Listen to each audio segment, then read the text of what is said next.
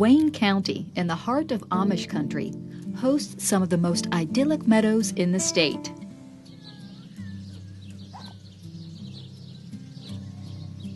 And in those meadows, the native-growing mint inspired a Mennonite dairy farmer and his wife to try a new line of work. Well, we used to come down to the creek where the heifers were in the heifer pasture and pick mint like a couple times every year and go home and make tea.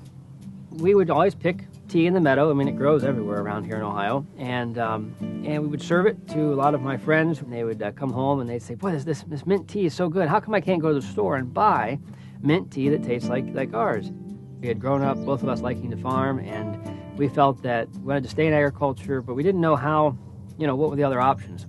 We were talking about going and get more dairy cows, and we had to borrow money, and the milk price was kind of low. Neither of us really cared to milk the cows. Some of the other parts were really fun, but milking cows wasn't that great. And so we decided to look into something else. And we looked around, and we felt mint was something that we thought there was a market for, air-dried mint, and that's what we did. Paying tribute to the meadow in which they first discovered their mint, Dan and Twyla decided to name their tea Mint Brook Meadow.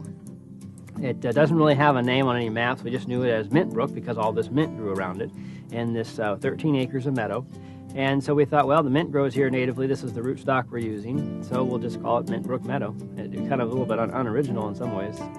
It really worked out to be a lot more fun than anything else, just because we were able to get out and meet so many other people in the tea world, other farmers throughout the world, so it kind of broadened our horizons as agriculture. To say Dan broadened his horizons might be an understatement, as he has traveled across the world and visited several continents to find quality teas to combine with his mint. Well, we knew we had really good quality mint. We really felt we were aiming for quality. We wanted to have the best possible quality we could. And as a result, we thought, well, if we're going to blend it with green tea or black tea, we ought to try to find, a quality that matched our own mint. As a result of that, we really felt that, we had to really hunt around the world and get to know a lot of people. And thankfully, there was a lot of farmers in other parts of the world that were intrigued by the fact that there was an American farmer growing mint, and so we really got in kind of good. Ohio's weather is unique in the sense that we have we have heavier soils, so we can retain moisture. And then all of a sudden, we know how this goes. The thunderstorm comes up, it rains, and our grass all grows a lot. And we look out in the fields, and the corn grows a lot. The same thing happens to mint, and that's what you call a flush. The mint will actually flush up maybe 3 or 4 inches. And by harvesting at that time, we get a lot more of an earthier flavor. It's more of a mellow flavor. You're not going to get that out in Oregon or Washington. So one distinction about our product is the fact that it is grown in Ohio.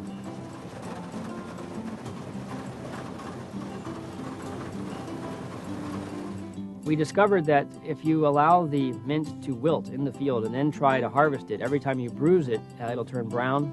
And we wanted to get this nice, beautiful green color. As a result of that, we kind of looked around at what our options were, and there was a 1954 Massey Harris Combine 35. It's a real antique model, kind of real valuable. And the older farmer was in his 90s, and he sold it to us real cheap.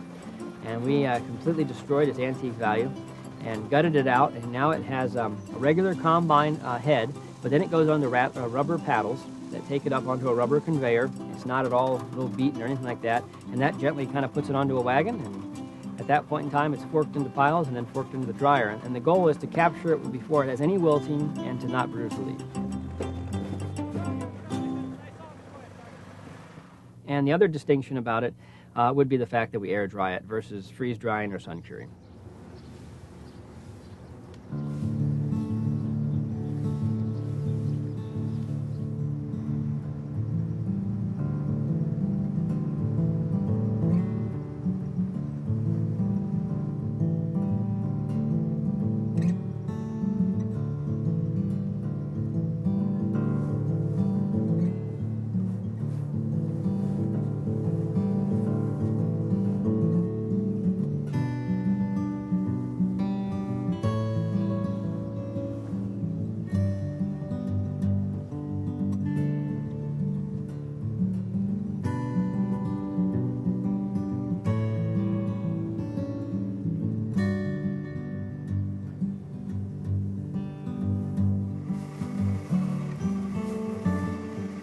Dry about anywhere between 300 to 500 pounds of dry tea every 36 hours. It really isn't being done anywhere in the world. So we had to kind of invent that.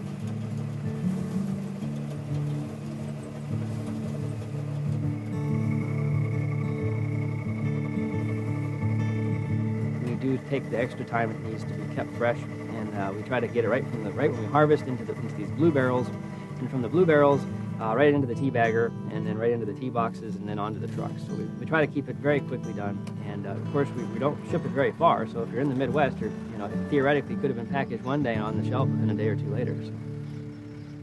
And the mint isn't the only thing that stays local. We're in an Amish Mennonite community, and we want to keep our communities. We want to keep working our communities, and certainly by having these custom packaging jobs, we're keeping people working in our community. We're bringing in money to our communities, which is, I guess, one of our aims as a company to do, is to help in our community and keep people in agriculture. And switching from dairy to mint farming has other advantages. To harvest mint and to dry mint is a whole different flavor than spreading cow manure. People still kind of look at you when you go into go get some supper somewhere or something, and you notice you get a couple of different looks, and someone says, well, what, someone chewing gum? And you kind of know you must have an effect. It kind of makes you wonder, since you can't smell yourself, how many years were you milking cows?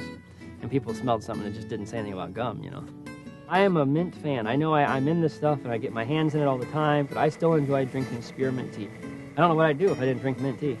And I really enjoy it. Even after all these thousands of pounds that we've had to deal with, I still enjoy it.